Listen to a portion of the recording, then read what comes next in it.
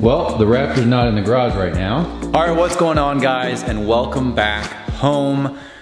This is a follow-up video to the Raptor road trip, and I want to show you the truck and the aftermath. Excuse me, I'm holding my mask here because I have to go in public, so we have to protect each other from corona. I'm going to show you guys the truck. We'll do a separate video of trying to pull it in the garage. The way it's parked right now looks like it's not going to fit.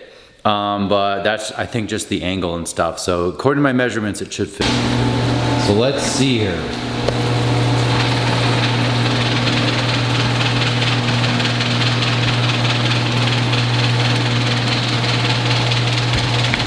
All right, so overall, the truck actually did really well.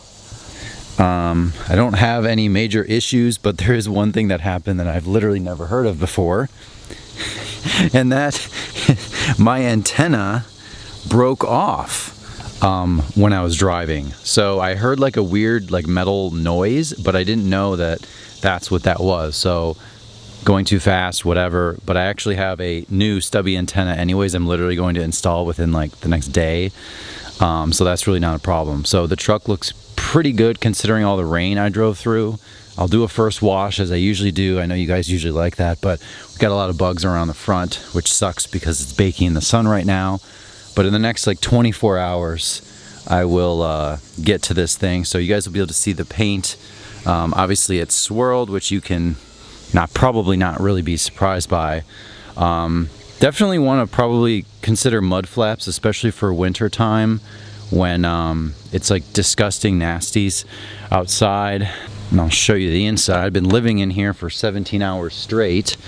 I did clean it out. I got all my stuff out, but you guys get to see there's like little crumbs and a bunch of other things. We are officially at 111,000 miles.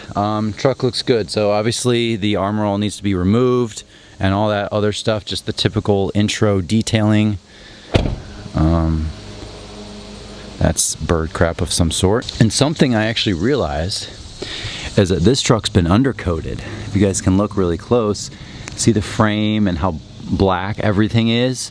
And if you look underneath, I won't show you right now, but you'll be able to see that it was actually definitely sprayed. Because normally I believe this is actually body color, like this part of the bed. So really sweet. We'll take a look under it probably in a separate video. But yeah, so everything looks good. The back, of course, with all the kick up, is really, you know, lots of water had dried here. So I'll give it a wash in the next day or so. But I always just think it's kind of interesting to do a really quick video on how the Raptor did. We'll show you, see this is a little blemish. I think that's pretty typical for a truck bed. People don't watch and it smacks down onto something. This cover, this roll-in lot cover is actually really fancy. I didn't buy it, it came with the truck. But it did a really good job. We went through tons of rain and it was dry yesterday through the day and it was dry today obviously because it didn't rain today. But yeah, the roll-in lock is really good. It has this little leash here. So overall, truck did amazingly. All right, so of course I have a Home Depot run to make. Already going to enjoy the truck, but one of my favorite features, which sounds really basic,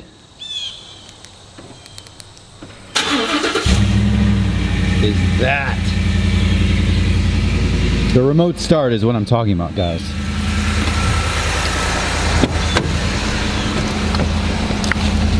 Okay. Just slide the key in there. And now we good. All right, so I did want to show you guys really quick the mileage that I got on the trip was about 14. You know, it's 1,000 miles. I was driving at around 80 miles an hour. As soon as I would slow down to like 70, it would go to above 14, but I was close to 80 most of the way, which meant that, you know, obviously the mileage goes down pretty significantly. So if you drive this thing between like 50 and like 65, you'll probably get like close to 15. But if you're in the city or you're driving it faster than that, like around 80 like I was, you'll get like 13 and a half. So it's not good, but this is a huge heavy truck. It's not really meant to go that fast. I mean, it's meant to go fast, but not like an 85 cruiser. So we got the parking brake, and then we got our little fancy mirrors because this thing is wide. So anyways, that was the mileage if you guys are interested. So I should mention that I really do love these air-conditioned seats, which I knew I would, but they are a bit loud. I think I mentioned that. All right, let me get my seatbelt on. All right, guys, I don't really remember exactly what I was saying, but I was saying that the air-conditioned seats are really sweet, but they're kind of loud. I think I mentioned that. It almost sounds like the actual AC is like significantly louder.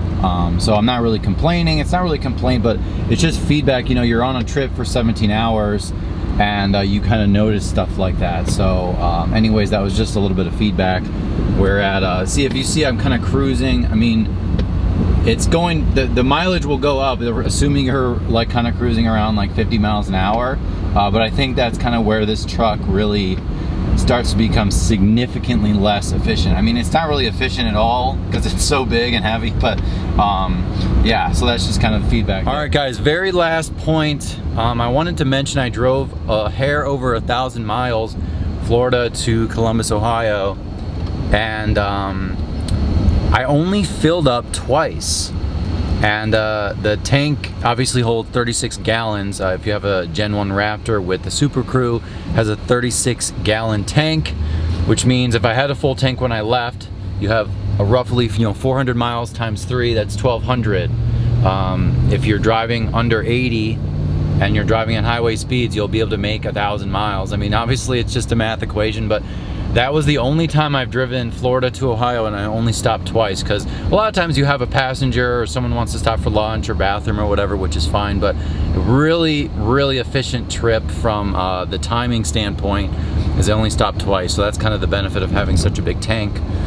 Although the truck is, like I said, not efficient, but we already knew that. We already knew that. We're not complaining about that. So one thing I do think is worth noting is the infotainment system, the sync system on this truck, which of course is hard to see because of the sun, but people complain about the sync system, and I will say my experience, it's really not very glitchy. The only issue I had was when I plugged in my phone, my stupid little plug is broken, which is Apple's fault because they make crappy attachments, so I need a new one. This would kind of like, the connection would be disrupted, and then this whole thing would like reset. I have to like replug it back in or whatever. But the sync system itself is fine. I mean, it's not like the newest or most like advanced. It's not a massive screen, but it's fine, like no complaints. It worked good. So anyways, if you guys are concerned about that, I do have that sync system in this truck, which so far I don't have any complaints with. I just know it's been known to be somewhat clunky. So I know I mentioned, when I was buying this truck or whatever, I was trying to consume content. So if you guys are looking for one, definitely recommend it, at least for the 72 hours I've had the thing.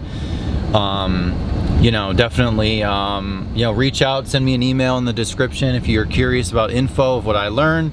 Definitely recommend this thing. I'm really loving it, having such a cool big vehicle. It has so much character, so that's what I love. Anyways, comment below, and I will see you guys next time. Look what we've got here. We've got the squad. We've got a Gen 2 Raptor, and look, he's towing. Who says Raptors can't tow?